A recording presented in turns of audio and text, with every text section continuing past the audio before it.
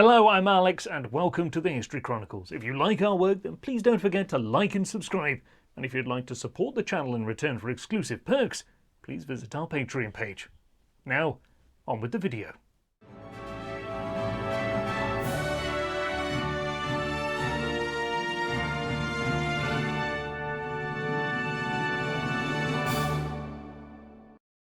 What were the Viking invasions of Britain? When did they start? And what were their consequences? Let's find out in today's episode of the History Chronicles. When the phrase conquest of England is spoken, most of us will immediately think of 1066, perhaps the most famous year in British history, when William the Conqueror, Duke of Normandy, invaded England and conquered the country, establishing the rule of the Norman elite over the Kingdom of England. Whilst this was the last time in history Britain was successfully invaded and conquered, it was not the first. 1066 helped to tie the British Isles intimately with continental Europe and the territory of France. But prior to 1066, the kingdoms that made up the British Isles were far more connected to and concerned with their neighbours to the north, the Scandinavians. In today's episode, we will begin to examine the Anglo-Saxons' scarring encounters with the Vikings, detailing the first traumatic raids that struck the English coast in the late 8th century, as well as the conquest of the Great Heathen Army in the mid-9th century. Out of these encounters and conquests, the Anglo-Saxon Kingdom of England would emerge, bruised and battered, but for the first time in history, united. The Anglo-Saxons' first recorded encounter with the Vikings, a term that refers to raiders from the Scandinavian region, occurred in the late 8th century, when a reeve or regional administrator of King Beorhtric of Wessex was slain, whilst encountering a group of Danes who had arrived on the Dorset coast. The exact date of this event is unclear, but it likely occurred around 789. Much more infamous, however, and the event that is generally regarded as heralding the start of the Viking Age in Europe, was the attack on the monastery of Lindisfarne in 793. This brutal raid was recorded by witnesses to the event, and the description of it is highly typical of the written evidence we have for Viking raids throughout the next 2 centuries. The Scandinavians are portrayed as apocalyptic agents of chaos and destruction who had descended from the barbarous north onto the lands of Christendom, and certainly to the residents of Lindisfarne, the Northmen would have seemed as such, as they pillaged the monastic community of its valuables and set the buildings alight, killing or enslaving many of the inhabitants. At the time of the raid, Lindisfarne was a vibrant centre of Christian learning and influence, and its destruction by pagan raiders from across the North Sea sent shockwaves throughout Europe. The trauma caused by the event can be glimpsed from the Domesday Stone, a stone carving that was found in Lindisfarne and dates to the late 9th century. It depicts armed men carrying axes and swords with their weapons raised, and one cannot help but think that these carvings were made to represent the Vikings who had descended upon the monastery, showing that the attack had embedded itself into the memory of the community even decades after the event. The years following the Lindisfarne attack in the late 8th and early 9th centuries saw repeated raids of similar nature, targeting monastic communities around the coast of northern Britain and Ireland, such as Iona and Jarrow. These coastal monasteries were targeted due to their immense wealth and lack of armed defenders, and although there is not a clear record of the exact toll on human and material resources, these attacks spread fear throughout the British Isles and throughout Western Christendom. Through archaeology and artefacts, one can create a picture of the destruction and fear that was spread across the coastal regions of Britain and Ireland in the late 8th and early 9th century. These raids were sporadic, led by individual Scandinavian warlords and their warriors who desired material wealth in order to trade, to buy land in Scandinavia, and to enhance their prestige in the case of the Viking chieftains. These first Viking encounters, therefore, were very much raids rather than invasions. However, in the 820s and 30s in Ireland, Scandinavian armies began overwintering on the land and establishing military encampments that would go on to become bases and towns such as Dublin. The earliest recorded set-piece battle of the Viking Age in England occurred in 836 and was recorded by the Anglo-Saxon Chronicle, when a force of 25 to 35 ships arrived on the Somerset coast at Carhampton and fought with King Egbert of Wessex. The Chronicle states that it was the Danes who gained victory. However, what this battle represents was an apparent change in the goals of the Viking chieftains, as they were no longer content with mere smash-and-grab raids, but sought glory, power and dominion, and to place themselves above the kings of Anglo-Saxon England. Whilst there had been a lull in Viking activity from the early 800s to the 830s, attacks in Britain now began to increase in frequency. And following the first pitched battle recorded in England in 836, the Anglo-Saxon Chronicle states that in 850 or 851, a Scandinavian army overwintered in England for the first time in Thanet, East Anglia. This demonstrates the extent to which small raiding bands had become significant forces, or even armies, that were willing and able to strike deep inland into the kingdoms of Britain. In 865, however, everything would change. What had been threats to coastal settlements and to isolated monastic communities would become existential threats to entire Anglo-Saxon kingdoms, and the intentions of the Vikings themselves would shift from the extraction of resources to invasion, conquest, and settlement. The event of 865 that caused such a dramatic shift was the arrival of what the Anglo-Saxon Chronicle labelled the Mitchell Heathen Hare, which translates roughly to Great Heathen Army. Historians disagree as to the exact size of this force. However, previous Viking armies consisting of more than 20 to 30 ships and 1,500 men had been recorded in the Chronicle and were not labelled as great. And taking into account the immense destruction and upheaval that this force was able to cause, it is likely that it contained upwards of 10,000 men, and some historians would put this number as high as 30,000. This force was led by the sons of the legendary Ragnar Lothbrok, a heroic character who appeared in Icelandic sagas and was said to have been killed by the Northumbrian king Aelle when he was tossed into a pit of poisonous snakes. Though the person of Ragnar is almost certainly mythical, his sons were very much real.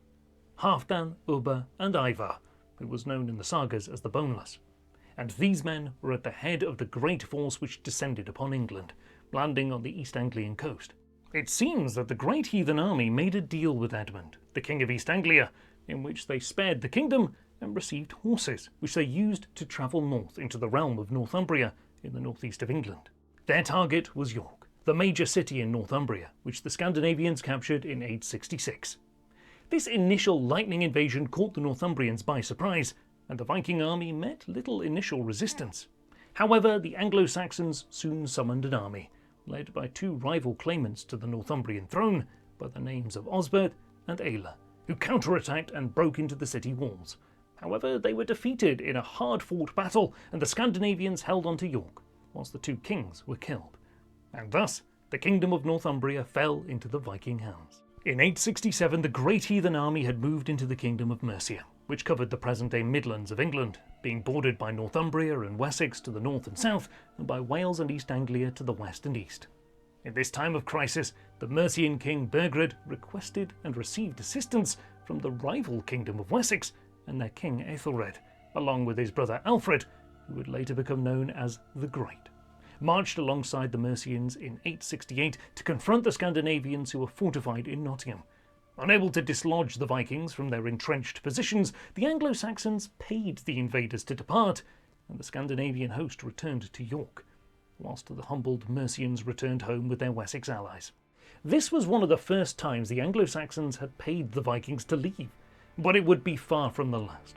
The Great Heathen Army returned to East Anglia in 870, but this time there were no deals to be made. Rather, they conquered the kingdom and slew its king, Edmund. Though we have no contemporary details on the fall of East Anglia, except for the brief description of the Anglo-Saxon Chronicle, an account written over a century later by a Benedictine monk has the Danes, led by Ivar the Boneless, tie King Edmund to a tree and fill him with arrows before beheading him, only for the king's head to miraculously come back to life and help those searching for his body to identify and bury him. This story is certainly fantastical and is based on the sufferings of Christ and Saint Sebastian. However, it helped to develop the cult that had emerged around the sainted East Anglian king, a cult that would remain prominent in England for 400 years. By 870, the great kingdoms of Northumbria and East Anglia had fallen to the Great Heathen Army, whilst Mercia had been exposed as a weak and vulnerable state. Only Wessex stood untested, and over the coming years the southern kingdom would be repeatedly assaulted by the Vikings, and would survive as the last remaining independent Anglo-Saxon kingdom. The Viking assault began in 870 with the capture of Reading and King Aethelred, and Alfred responded by marching with an army to drive the invaders out. However, unlike at Nottingham 2 years before, the Scandinavians this time emerged from their fortifications to give battle, and defeated the Anglo-Saxons, driving them from the field. Fortunately for Wessex, and indeed for England as we know it today, the king and his brother survived the battle, and just 4 days after this encounter, the men of Wessex turned from their flight and made a stand at Ashdown, where they fought and inflicted the first defeat in an open battle upon the great heathen army. Like so many key battles of the Anglo-Saxon age, it is not known exactly where this battle was fought, but the Wessex victory was a significant boost to the morale of Aethelred, Alfred, and their nervous subjects. The 871 triumph at Ashdown, however, was not decisive, and following further defeats to Halfdan and the Vikings, the Wessex king agreed once again to pay the Scandinavians to leave the kingdom in peace. In 873, the great heathen army began a renewed invasion of the already weakened Mercia, and drove its king Burgred from the kingdom. He was replaced by Ceolwulf, and there is some debate amongst historians as to whether he ruled Mercia as an independent king, or whether he was a puppet ruler installed by the Vikings. Nevertheless, he was the last king of Mercia, as following his reign, Mercia would be ruled by lords and ladies under the overlordship of the Wessex kings. Then, in 874, the Viking horde split into separate parts, with Halfdan leading one segment north into the Northumbrian kingdom, whilst another warlord by the name of Guthrum went east into East Anglia. The Anglo-Saxon Chronicle states that upon arriving in Northumbria in 876, Halfdan divided up the land, and the Scandinavians began to plough and support themselves. Although these are very brief statements, they carry immense weight in our understanding of Viking Britain, as they confirm that the Scandinavians were no longer just raiders or even conquerors, but were becoming settlers, and the consequences of this are still evident today, in place names throughout the north and east of England, as well as in the modern English language, heavily influenced as they are by Old Norse. As kingdoms that had been conquered by the great Viking army became gradually settled and colonised by Scandinavians, Wessex and its king Alfred, who had succeeded to the throne in 871 following the death of his brother, attempted to create stability and continued to fight off persistent Viking incursions. The threat grew in severity, however, and in 876 an army led by Guthrum moved suddenly into Wessex and occupied Wareham, in modern-day Dorset. Alfred attempted to negotiate with the invaders. Hostages were swapped, whilst the Danes were made to swear binding oaths on holy relics that they would depart Wessex. However, the Viking army had no intention of sticking to this agreement, and they soon departed Wareham only to occupy the Wessex town of Exeter, whilst the hostages they held were executed. In truth, Wessex was in greater danger than Alfred knew, as Guthrum was planning to link up with an army of around 120 ships from Scandinavia, arriving on the coast near Exeter. However, a storm destroyed this force before it could reach Guthrum, forcing the Viking leader to negotiate with Alfred once again. And this time, both sides were true to their word, and the Danes withdrew into Mercia. Alfred's respite was brief, however, as it is likely Guthrum's army gathered reinforcements whilst in Mercia, and when they struck Wessex again in the deep winter of 878, the kingdom would finally be brought to its knees. As the West Saxons were enjoying Christmas celebrations in early January of 878, Guthrum's army attacked the royal stronghold at Chippenham, forcing Alfred and his household to flee into the marshes of Somerset, thus gaining the submission of the vast majority of the Kingdom of Wessex. And so, in 878, all that remained of independent Anglo-Saxon England was Alfred and his band of loyal followers, who were scattered to the Somerset marshes and forced to launch guerrilla raids for supplies and sustenance. However, Alfred knew he could harness the loyalty of his subjects, and he began to rebuild his strength and to gather an army to challenge Guthrum and decide the fate of his kingdom. It is not clear exactly how Alfred went about raising an army, but his subjects remained loyal to him, and in the spring of 878 the King of Wessex emerged from his hiding and rallied his soldiers at Egbert Stone, and marched to meet the Viking army which had overrun his domain, in a place, its exact location unknown, called Edington. The Battle of Edington, like most pitched battles of the period, is mostly a mystery to us in terms of the specific developments of the battle. However, what is clear is that Alfred and the West Saxons gained victory and pursued the army of Guthrum off the field of battle. The scale of the victory was seemingly dramatic, as Alfred was able to dictate peace terms to the Scandinavians, forcing them to vacate the territory of Wessex, and he was also able to choose his hostages from among the Vikings, whilst not having to give over any hostages himself. The outstanding feature of the treaty made with the Vikings in 878, however, was the agreement that Guthrum should be baptised as a Christian, with Alfred to be his godfather. Following his baptism, Guthrum was given the Christian and Anglo-Saxon name of Aethelstan, and was granted the territory of East Anglia to rule over as king. This arrangement worked perfectly for Alfred, as the previously troublesome Guthrum seemingly embraced his new status as an acknowledged Christian monarch, and went on to rule East Anglia until his death without ever again challenging Alfred and Wessex. Whether or not Guthrum truly embraced his new religion is unclear, but it is likely that after his defeat, the Viking leader was content to be in possession of a prosperous English kingdom, and was willing to relinquish his pagan beliefs to attain this. Indeed, within a few years of the Treaty of 878, coinage was appearing in East Anglia, engraved with Aethelstan Rex, or King Aethelstan, demonstrating how the Danish warlord had rapidly adopted the symbolism of Christian kingship. In approximately 886, another treaty was made between Alfred the Great and Guthrum, soon after Alfred's occupation of London, and from this would emerge what is known today as the Danelaw. The Danelaw was not one unified territory under Viking authority. Rather, it was the chunk of English territory encompassing the north and east of England roughly, as if a diagonal line were drawn from the southeast corner of the country up to the northwestern tip, in which various Scandinavian kingdoms existed, most prominently Viking East Anglia and the Viking Kingdom of York. The treaty was made primarily to establish Alfred's authority, rather than the Scandinavians', because it stated that Alfred was king over all of the Anglo-Saxon people who were not under the authority of the Danes. Alfred thus took the title King of the Anglo-Saxons following this treaty, and here we can see the idea of a united England first starting to take shape, defining itself in opposition to the Viking invaders. Alfred would spend the remainder of his reign unifying and creating a national identity out of his expanded territory, whilst the Danelaw would see a continuing influx of Scandinavian settlers and the growth of an Anglo-Scandinavian identity. Here is where we will end this video, with the idea of a united English people starting to emerge under the kingship of Alfred the Great, and with half of what we now know as England under the rule of Viking warlords and kings.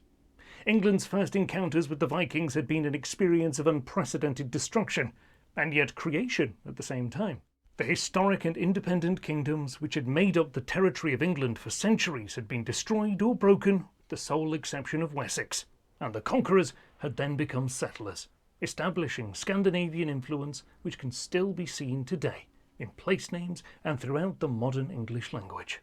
Yet, whilst the English kingdoms had been destroyed, an idea of a united England formed in opposition to the northern invaders had for the first time started to spread and become a goal towards which Alfred and his descendants would strive.